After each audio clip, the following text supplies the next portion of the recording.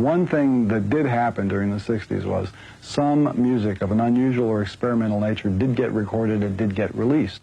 Now look at who the executives were in those companies at those times. Not hip young guys. These were cigar-chomping old guys who looked at the product that came and said, I don't know. Who knows what it is? Record it, stick it out. If it sells, all right. We were better off with those guys than we are now with the supposedly hip young executives who are making the decisions of what people should see and hear in the marketplace. Success in the music business begins with a dream, a vision. This podcast will give you, the listener, the insight and tools to turn that vision into a reality. Meet the industry professionals who work day by day behind the scenes, helping to make those dreams come true. Welcome to the business side of music. This is Bob Bender. You're listening to this edition of the business side of music. Today, we have over the phone, Shawn Maroney. Am I getting that right? Is it Mulroney? Yes. Good. You perfect. Shawn is the president of and founder of Teens of America. Now, we're going to let Shawn talk about that a little bit because Shawn came to my attention through our co-producer, Vinny Rebus. We're discussing some other projects that Teens of America is going to be involved with, but the more you dig into what Teens of America is all about, it's really got a lot of depth to it. So we're going to really spend some time talking about that. Shawn, welcome to the show. Well, thank you, Bob, for having me. It's an honor. It's a privilege. And hopefully I can do you and your audience some justice, huh? Well, I appreciate it. You know, you've reading your bio and chatting with you before the show, you're obviously no stranger to the topic that we're going to talk about. And what I love is you've had the opportunity to share your story on some different media platforms, you know, including you were on Forbes, I understand, beginning of this year, Mail Online, ITV, and Fox. But I think there's probably no better way to share your story of about who you are and how you got there better than coming from you directly. Well, Bob, I appreciate that. My story, starts back, I can, give the elevator type speech real quick. It just, go all the way back to my childhood. I had a turbulent, teen childhood all the way into my teen years. Got introduced to drugs at the age of 6, went down to a bad place. My father passed away. That was traumatic for me. Okay, so wait a minute. Let me stop you right here. Go ahead. You started Sure. drugs at the age of 6? Yes, sir. Wow. I was introduced to him. Of course, my father passed away. I'm the youngest of 5 kids, Bob. My older siblings, my 2 sisters pretty much raised me. Well, during that time, I grew up in Pittsburgh, Pennsylvania. There was the drug culture. My oldest brother is 18 years older than me. My sister next to me is 9.5 years older than me. So I was what you would call the surprise, baby, if you will. Right. And then 6 years of age, and I can remember, of course, I was around that culture. And I remember drinking alcohol and also putting marijuana to my lips for the first time that I was 6 years of age, which ballooned into 13 years of age. And I became a full-fledged addict by 13. Yes. Wow. Oh my gosh. So not proud of it. Well, but that's what happened. You know what? You live to tell the story. And I'm going to reflect here a little bit of all the years that I worked in the music business as a tour manager, working with artists on the road. And I saw it every single day on the road. Yes. With different artists and different acts.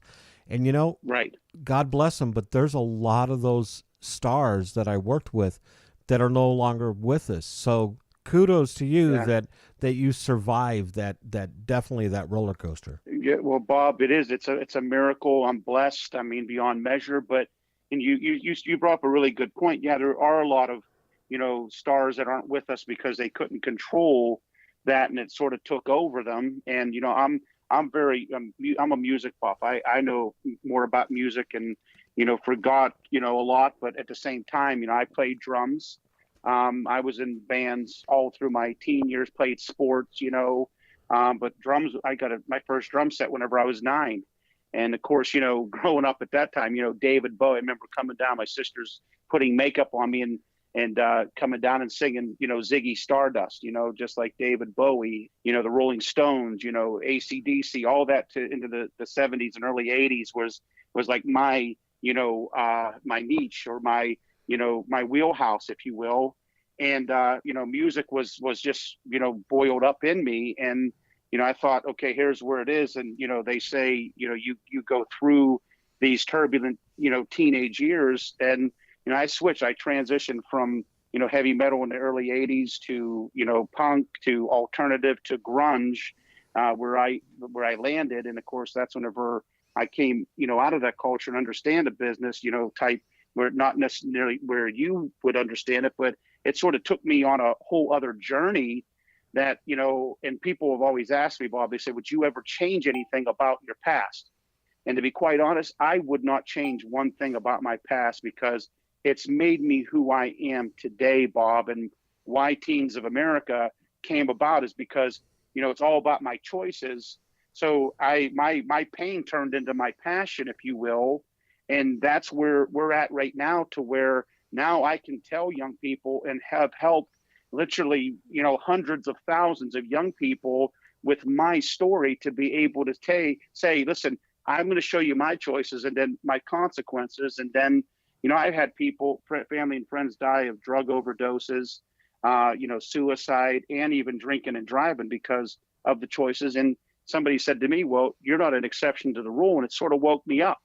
Now, like I said, my pain has turned into, a platform, which is Teens of America, which, is about, helping music or edutainment, if you will. Education plus entertainment equals engagement.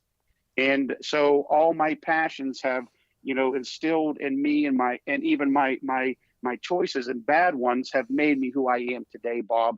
And I wouldn't change one thing about it. And I love your food blender of words there, putting that together. And, that's one of the things that we all have to deal with growing up. And I would have to say, as a kid in school, I was probably blessed in that I was, my wife would say, a band geek and an orchestra geek. But I love playing music, and I got to hang out with some really cool friends. I personally did not get involved in the drug scene. I think I have to bestow that back onto my parents. The way they raised me. But I did hang around with fellow musicians who would light up and Sure. get high. But I guess what I'm saying is today, I would assume that the peer pressure has got to be 100-fold from what it was when I was back in school many decades ago.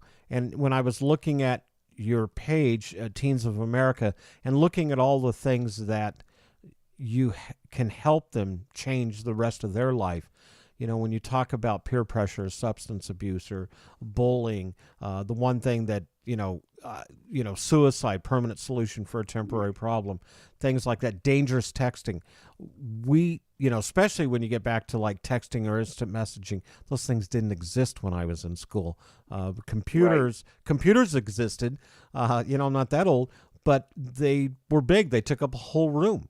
I know. And now they're on your phone. There's more technology and more memory on a smartphone than there was on the computer my dad had in his company that ran his accounting. So that's how technology has changed. And of course, with technology comes circumstances. And I believe I'm one of those guys that with circumstances, you've got to just kind of sift through and figure it all out. So Teens of America, you're really getting into the schools. You've really kind of designed a system that gets into the school assemblies. How's that working? There was a great point that you said about technology.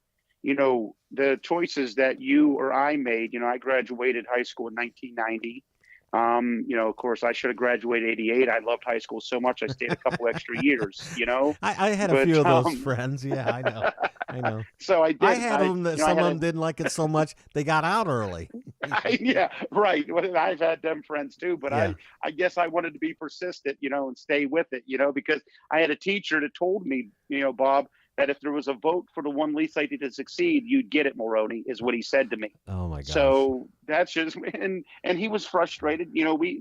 Students frustrate teachers, but did he mean it? I don't know, but I laughed it, but it still stuck with me. Yeah. And it sort Right. of, hurt me, but at the same time, it is what it is. And, but technology, Bob, is like all our choices that you and I have made back then. It's on steroids now. It's like, more from a, remember the show Gremlins, right? Yeah. The TV show, you have these little cute little gremlins and all of a sudden water gets on them and then they become these big destructive things. And that's what technology has done. And it's a two-edged sword. I mean, it could be used for good or bad, but then now, it's like, I wouldn't send my 3 daughters into the middle of a dark city at 1 o'clock in the morning, like a big, New York or St. Louis, and just leave them there.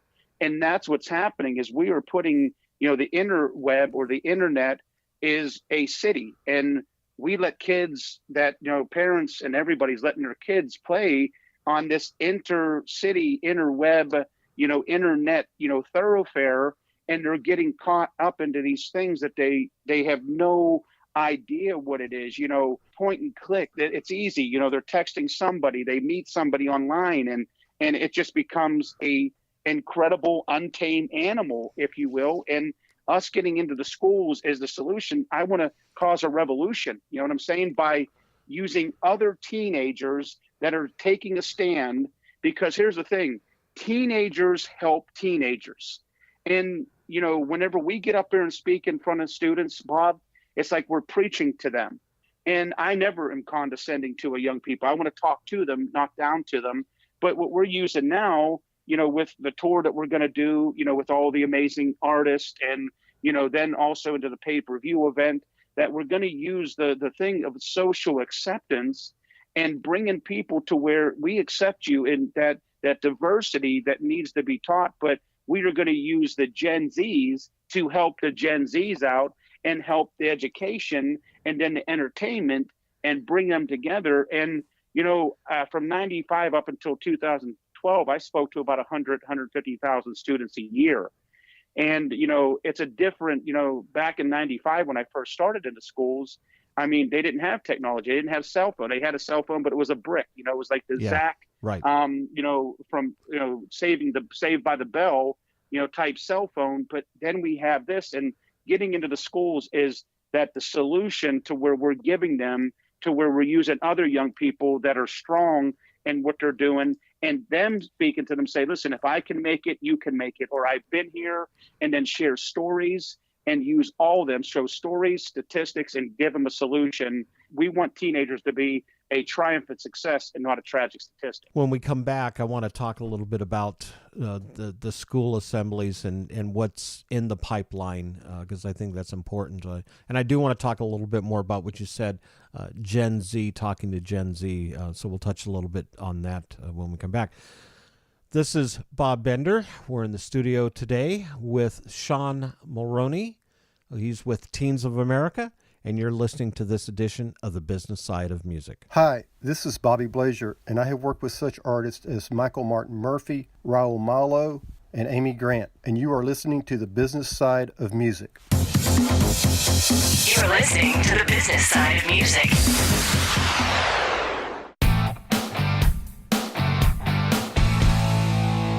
Hi, this is Vinny Rebus, the founder of Indy Connect.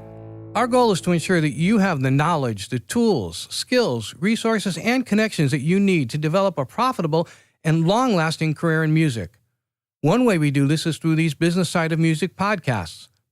I'd also like to invite you to check out Indy Connect magazine, our free multimedia online publication packed with practical interviews and advice from music industry experts. Go to www.indyconnectmag.com. That's www.INDIECONNECTMAG.com. Let us walk with you and guide you every step of your musical journey.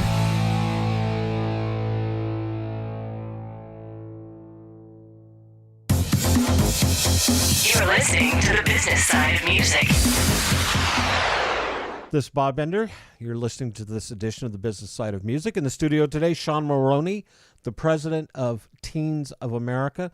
You know, this is kind of a little different topic from what we normally have on the show, but at the same time, it all does tie in together. You know, just sit down, buckle in, you know, listen, you'll figure it all out. But, you know, one of the things we talked about was, you know, Gen Z, talking to Gen Z. I remember, you know, I was probably 15, 20 years ago, had the opportunity to lecture at Belmont University with a room full of college kids. And, you know, I was considerably older at that point than, you know, my college days were way behind me. And, you know, my job was to sit down with them and explain a little bit about the music business. And I found out in very short order two things. First of all, A, they were a whole lot smarter than I was giving them credit for. And B, they were trying to figure out how smart I actually was. You know, and what it comes down to is it's that generational drift. You know, there's definitely, you know, you get, you know, 10, 15, 20 years or more between ages. And, you know, they kind of look at you with a skeptic eye. You look at them with a skeptic eye. I think it's important that, especially with young people today who are very impressionable, can be manipulated. I hate to use that word, but it is what it is. You know, with everything that's out there, they're now being bombarded with 500 channels of television. You know, you just go to DirecTV or go to you know, cable TV or the internet. You know, all of the, now that we're doing the over the top broadcast networks, you have YouTube and such, Amazon Prime and Hulu. You know, you have all this programming. If the parents aren't in the room and there aren't parental guidelines in control, you can pretty much watch anything and everything that people like you and me wouldn't have even dreamed about 10 years ago, 15 years, 20 years ago. So I understand that's the battle you're up against constantly. When you go into the schools, we're going to talk a little bit about this because, you know, one of the reasons we wanted to get you on the show is talk about this upcoming school tour that's going to happen. But how receptive are the kids when and let me back up a little bit. First of all, what age groups do you go to? Do you start at elementary? Is it middle school? Is it high school? Where do you start with that? Well, I like to go into the elementary schools, but sometimes what they want is more education. Well, the thing is that we need to get them while they're young. I mean, the impressionable years of life, you know, whenever they're all they are, you know, kids are little pictures with big ears and big eyes. You know, they got, you know, everything. They're seeing everything. They're hearing everything. They're sponges. They're magnets. They're picking up everything. And then if we can get them, the younger, the better, Bob. That's the bottom line. If, you know, then you go into seventh grade, they're getting set in their ways, they're sort of following their friends. But then by the time they get to high school and we go in there, it's too late. If they aren't making good decisions by that time, you know, it's not good, because I always equate this. This is what a teenager's like. You think about it, that a young person's brain is not fully developed until they're about 25 years of age, the prefrontal cortex. You know, they have that the thing in their brain that tells them right from wrong, or, you know, the choices that they can make the choices. So what I like to equate a teenager to is they got a Ferrari accelerator and a go-kart brake system. They know how to go full bore with the, you know, pedal to the metal, 90 to nothing, but then they want to try to slow down to it because they don't know the severity of the consequences. You know, with the, you know, the school shootings, yeah, they're responsible for that, and they know that they should be, you know, tried for that. And, you know, the school shootings, the bullying that's happened, and the suicide. Well, if we don't get them while they're young, then whenever we get them to high school, they're already set in their ways. And then we miss that whole thing because they are going like a Ferrari, and then all of a sudden they want to put the brakes on. Well, you know this as well as I do. There is no go-kart brake ever going to slow down, you know, a Ferrari whenever it's at full bore. It's not. No, you're right. It's right. Not exactly. And so what I do is that what I've done is that this statement rings true, is that people don't care how much you know until they know how much you care. And it doesn't matter if I go in there and I'm pontificating to them and, you know, talking down to them. And, you know, it's about, that's what sometimes adults think. And you said it awesome. You didn't give them credit that they were smart enough. And then they were looking to see how smart you were. because you know what? Teenagers have a built-in lie detector. They know if you are genuine. They know if you are giving them the goods. They know if you care about them. And quite frankly, they don't care how much you know until they know how much you care.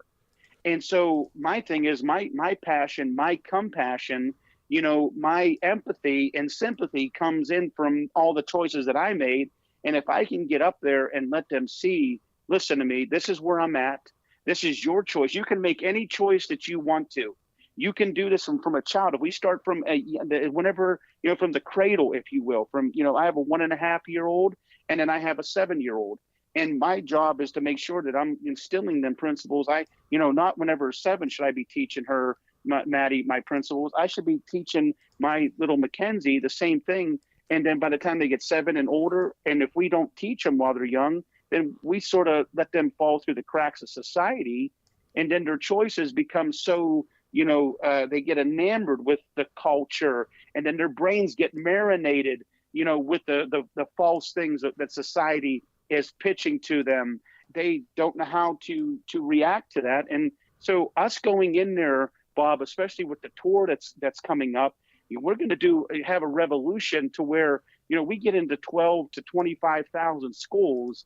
Well, we're going to overturn and turn this, you know, teen society upside down, and even the kids, because they see somebody coming in. And that's what I want with, you know, our artists that, you know, we have and the people that are speaking. I want them to see, they feel their heartbeat, and they see that they care about them, that they're not just coming in there, you know, just, you know, flying by the seat of their pants and giving them a good flowery speech only to, you know, put their time in or punch their time clock. And what's happening right now is that if we can do that, Bob, I believe we could have revolutionize our school system and the bullying, and socially accept them for who they are, where they're at, and make sure that we give them the goods, the tools, and the resources that they need in order to make better choices, and also ultimately not have and face bad consequences. We're going to take another break, but when we come back, let's talk about the school tour and what's getting ready to take place that your organization is going to be involved with, and is going to be reaching out to these, as you said, tens of thousands of students across the board. So we'll touch base on that. This is Jason Davis, and you're listening to The Business Side of Music. You're listening to The Business Side of Music. Next up, the Indie Artist Spotlight, brought to you by Reverb Nation.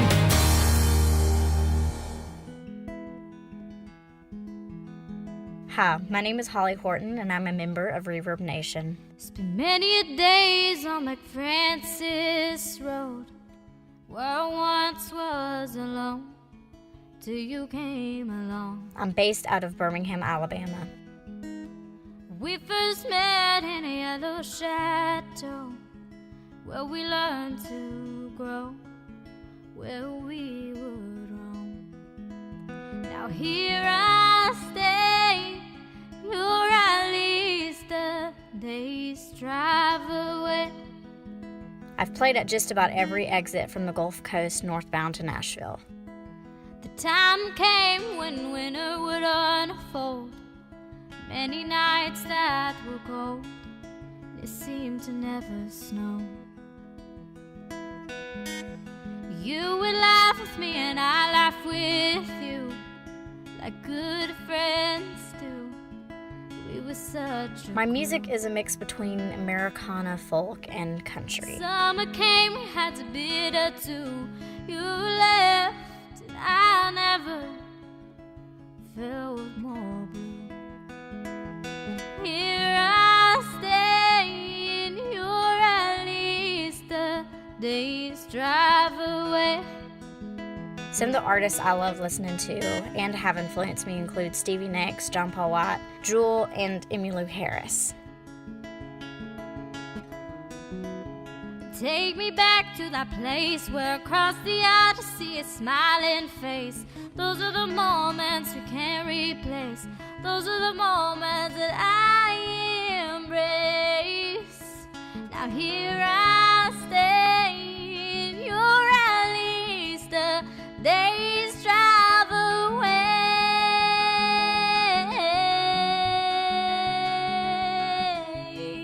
song that I wrote and had the amazing opportunity to record up in Nashville, and it's called Alabama Woman.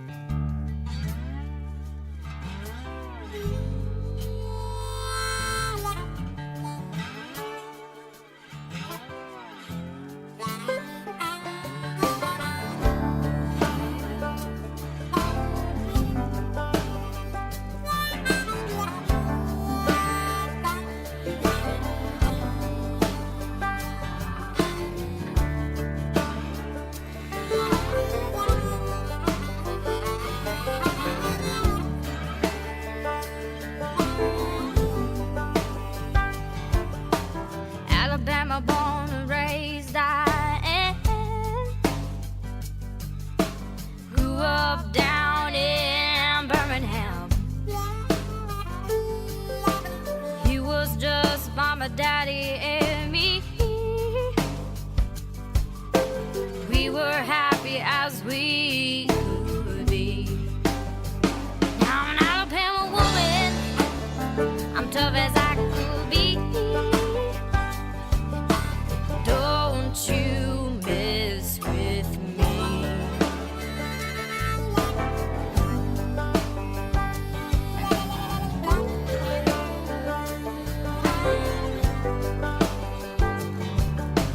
Alabama, where the skies are so blue. Lord, I'm coming home to you. You'll get attached just like glue. Ain't no way you're forgetting this you.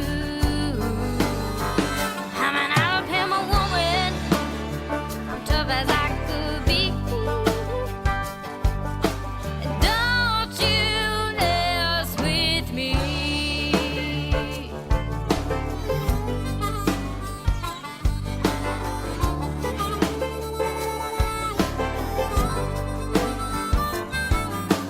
I've been through some pretty tough times.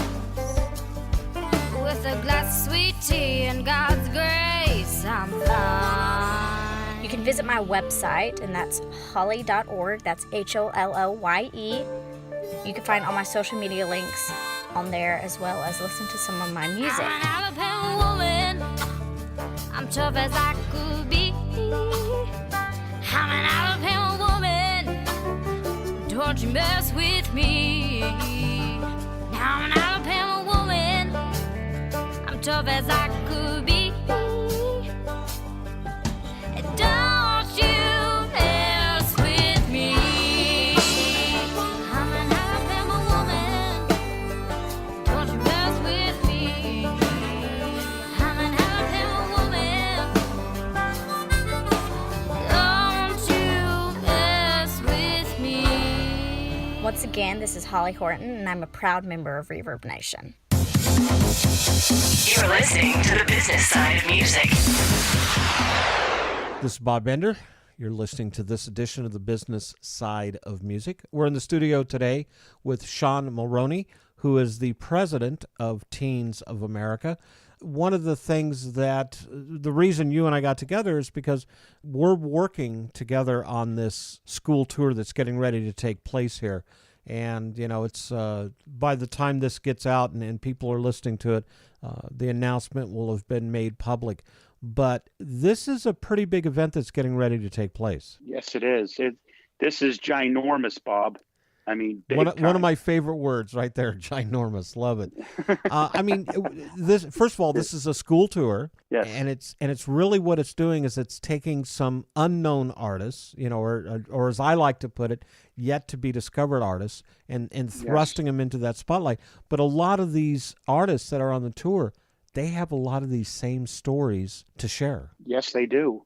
Well, you look at it, Bob, you know, look at Damian Mays, you know, very, you know, talented, has an incredible heart, you know, not only just, you know, talented, but has substance to him, you know, Brianna, you know, she's incredible. I got to do a photo shoot with her and did some video a couple months ago with her. You know, Elena, you know, and she's from my stomping grounds, by the way. She's from Butler, Pennsylvania, which is right outside of Pittsburgh. And that's what we had, the commonality. The incredible, heart support to what they're doing. And they have the talent and, choosing, to do this, which is incredible. And it's, I just love the fact, and then other ones that are getting ready to come on board, and them going in there and sharing, and even in Phoenix, she had a terrible, past, and used it, and then found music and was that channel to get her out of the bad choices, and her to share that story, Bob, is going to change a lot of kids' lives, that they're going to see, wow, if she can do this, then I can do this. And it just showed, and then they're not too far removed from the teen years. So I like using them Gen Zs, and then also them just fresh out of, the teen years like they are, because the most crucial decision that anybody will ever make in their life is between the ages of 18 and 24. You think about it, from their teen years, teenagers sort of coast through life. They think that I'm going to game, I'm going to do this, and I don't care about money, I don't care about a job, I don't care who I'm going to date, where I'm going to go to college. And then 18, they automatically think that this adult switch is going to turn on. Yeah. And it doesn't. So we need to give them what they need, and then them coming, the ones that are still there, that are standing strong, that are teenagers, are making right decisions. And then these like Phoenix and Brianna and Elena and Damien, to be there and give them at entertainment. It's only going to be a slam dunk. I mean, we're gonna help these kids, and these kids are going to be changed, and we're going to change the face of society on how teenagers view the world. And it's just a matter of time, Bob, that, and we're only at the beginning of it. It's the tip of the iceberg. It's just going to be, on like to where, you and, Vinny, Randall, Scott, everybody that's working behind these scenes right now. And I mean, things that are coming down the pike that I'm like, this is my wild. I waited 20 years, for this. It's like such a time as this. And I just think we're going to blow it out of the water. Well, and you brought up something, I think, let me say this. First of all, I think this tour could not come at a more opportune time, reaching out to, absolutely. The school shootings just kind of, it blows my mind. I went to a high school that had, we had blacks, we had Chicanos, we had Cowboys, we had, we had everybody there. And I remember the Cowboys, and what was funny back then was, the band geeks or orchestra geeks, which I was, we'd park in one parking lot with our cars, and the motorcycle guys would park in their little section, and the Cowboys would park in their section. But what was always interesting is when the Cowboys pulled up, they always pulled up in their pickup trucks, and they would have their guns, their rifles in their racks. But you didn't have to worry about anything, and that's just it, because society has changed so much. So I think, if a kid showed up to school like that now, all hell would break loose. So I think, this is a very opportune time, and I think a lot of these artists that are on the bill, as you said, have experienced a lot of turmoil in their lives. The point I want to make, though, is I think, growing up in a family where I was really well loved, my mom and dad were great and took care of my sister and I, but they afforded me the opportunity to play music. And I think that's the one, if there's nothing else, the one unifier. Maybe you don't get along socially, maybe you don't get along politically, maybe your religious beliefs or lack of religious beliefs are far different than others. Music continues to be the one unifier that has not changed. Going back to the 40s, 50s, 60s, 70s. Music is still the one thing that everybody can relate to. Universal language, Bob. That's what it is. Yeah, it's a universal language. And I think with this program that you have, and the school tour that Vinny and Randall have put together, I think there's definitely going to be some different levels of reaching out to kids, and then the schools benefit from this too. Correct? The schools are going to benefit incredible. Well, think about one of the things how Randall came and I came together. Of course, I'm on a a incredible weight loss journey. We're going to fight childhood obesity. 1 in 3 kids are obese in America right now because of the sugary foods. And, the schools look at it as a necessary evil, that they have to sell cookie dough or candy or, whatever. And then they have to sell this stuff, and then they end up not selling. Then the parents have to pay for it. And then then they're going to eat that candy. And then it just becomes so bad. So this thing, and Randall's seen one of my videos. My videos have been well over probably close to 50 million views, all my videos. I've been featured on this morning, UK, Fox, like you said, Forbes. And so Randall's seen one of my videos called Getting Out of the Chair. Well, Randall, reached out to me because his mother passed away because of obesity, and she passed away in her chair. I said I was getting out of my chair, and he said, "Hey, Shawn," he goes, "you're my mother walking." So Randall, who, reached out, said, "I'd like you to be, the face of what we're doing, Shawn 360, the Obesity Revolution, and Teens of America coming together." And so Randall, is a genius in figuring out, okay, this fundraiser, well, the school tour is going to diminish that. We're going to, the pay-per-view event that we're going to have in March of 2019, which is going to be huge. Then the schools what they'll do is sell the e-ticket to this pay-per-view event, which diminishes that, and it's going to benefit, schools like no other, and other nonprofits, because what they're doing is we're just going to start getting them in there, going to an escrow account, and then just start distributing it, and then taking over and building other programs that will be able to help, mechanism that we need for school safety, because that's what principals are doing. The second most feared job in America is a public school principal and a teacher. So we're going in there and we are creating a solution to multiple things through this fundraiser that schools will do it. They get a tour, they get, a concert, they get this, and then the pay-per-view event, they stream that live event in March.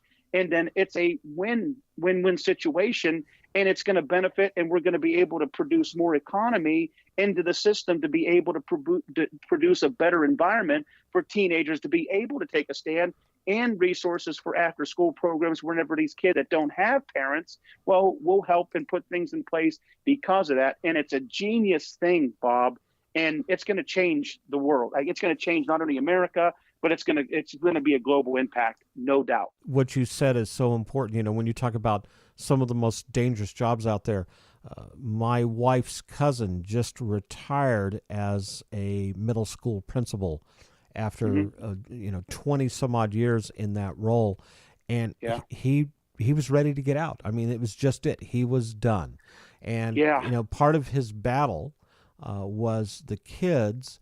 The apathy of the children, the students, but it was also the apathy of the parents. And in turn, my son, one of my kids, who just spent 6 years in the Air Force and is now out, is going to school to become a high school history teacher.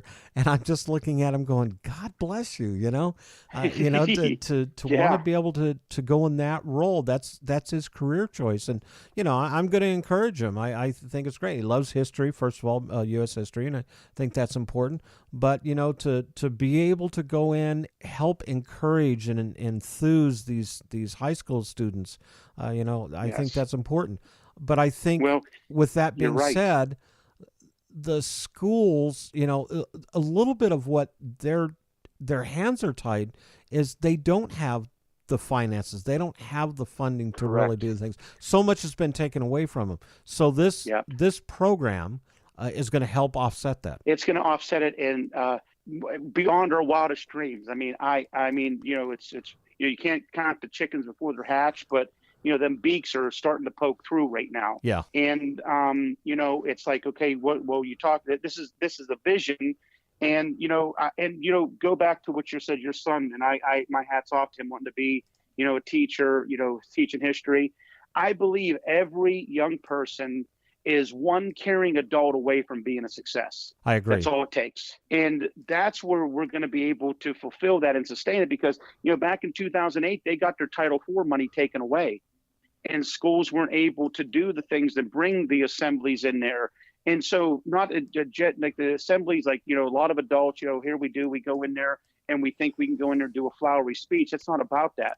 we need to bring people that are their age. That's who they're going to listen to, because, there's teenagers now that I know of that they're entrepreneurs. I mean, I know a young man at 14 made his first $100,000, by selling and being, authors. And, if they can do it, and he had a bad, upbringing. I mean, him and his dad, were homeless, you know what I mean? And then now they're very successful. And now he's 16 years of age, and he's still crushing it. And I'm talking like people like him to be able to go in there and do that, to change the environment, change society, and give them that reason to where we'll be able to help, you know what I'm saying? Everywhere that needs something, that they're looking for money. Nonprofits are the epitome of nonprofits, especially working with teenagers, Bob. It's like pulling teeth to try to raise money to help young people, because they don't want to pay for assemblies, because they say, well, that's where my tax dollars go to. And people are sort of, crusted towards young people, and they think that they're a nuisance. Well, if we continue to look at them that way, that's the way they're going to act. And this is going to change the culture big time, Bob, no doubt. And you're so right. We've got to start looking at these young people. We have to look at them, first of all, as our future, because, yes. we've had our chance. We've had our opportunities. It's time for them to step up and, take action. And so I think this program's good. And then there's going to, of course, be a compilation CD that's going to be released that I think is also going to help. That's going to have the artists performing on the tour. Yeah, that's going to be incredible. We're going to have people. These kids can do the art. You know what I'm saying, for this, where they're going to feel like they're engaged. And then this compilation CD is going to be. It's going to benefit a lot of things. When we put these artists on there, from Damien to Brianna to Elena to Phoenix to the Cash Brothers, you know what I'm saying? Whoever, else, Joey Pieper's another one who's incredible. He can put his melody, to your message, which he can do it in 5, minutes. And other ones we're talking to. Vinny met with somebody today that is looking pretty promising. And then it's just going to take, this, and we put this on a compilation CD. Well, that's going to really change, resonate with kids. They're going to want this. I mean, that's what we wanted to do, is that say, man, I want that. And then they get that CD. And then whenever they break from what they are, which I think they're successful already, that they're trying to break it into. And then whenever they say they see Elena or Brianna or, Damien or Phoenix or any of the artists, they make it to the big time, whatever that is, then they can say, man, I have that compilation CD with them on it. And you think about that being worth money someday. Yeah. I mean, it's going to be incredible. Absolutely. I love it. Shawn, how can people reach out to you? How can they, if they want to get involved with the organization, what's the best way? Well, here's what you do. If you're a school, go to teensofamerica.net and register. We're registering schools right now. Schools are registering right at this time right now. And it's going to even get more intense here soon because of some of the things that are getting ready to break, through. And it's going to be on. So we want you to teensofamerica.net. You go there, and it would explain the whole program, how you can, as a school, get registered. And then if you want to be, you can see all the artists that are on teensofamerica.net as well. So if you have, you're an artist or something like that, you do that, and we'll put you, through the system. We'll put you through, Vinny. So if you want to get involved, go to teensofamerica.net, stand up, step in, speak out about this, become, our foot soldiers, boots on the ground, tell us how you can, email us. It's all there, info@teensofamerica.net. And then we also have a 24-hour text line and phone number on there that if you want to reach out, you want to be involved, we'll be there for you. I mean, if you have problems, if you're being bullied or suicidal ideation or, addiction, whatever you having trouble with, you text us 24/7. So teensofamerica.net, everything's all under that roof right there. And follow us on social media too as well. Shawn, thank you so much. What a great interview. Glad to have you on the show. This was a wealth of very valuable information. Well, Bob, thanks for having me. And I'm looking forward to the future. And like you said, teenagers in America make up about 31% of our population, but they're 100% of our future. Absolutely. We better do something about it. So thank you, Bob. All right. Thanks for being on the show. If you're interested in learning more about our show, drop us a line at musicpodcast@mail.com. That's musicpodcast@mail.com. If you have any suggestions of persons or topics that involve some facet of the music industry that you'd like to hear about on our podcast, please feel free to let us know. You can follow us on Facebook on the Business Side of Music podcast page. You can also find us on Twitter at Music Business Podcast. Also, if you're listening to this podcast on iTunes, post a review on what you think of our show. This is Bob Bender, and you've been listening to this edition of The Business Side of Music. The Business Side of Music is the creation of Tom Sabella and Tracy Snow and is produced by Bob Bender. Co-producer for the show is Vinny Ribas. The Business Side of Music is recorded at Music Dog Studios in Los Angeles, California and Nashville, Tennessee. Production sound design by Keith Stark. Voiceover and promo by Lisa Busan.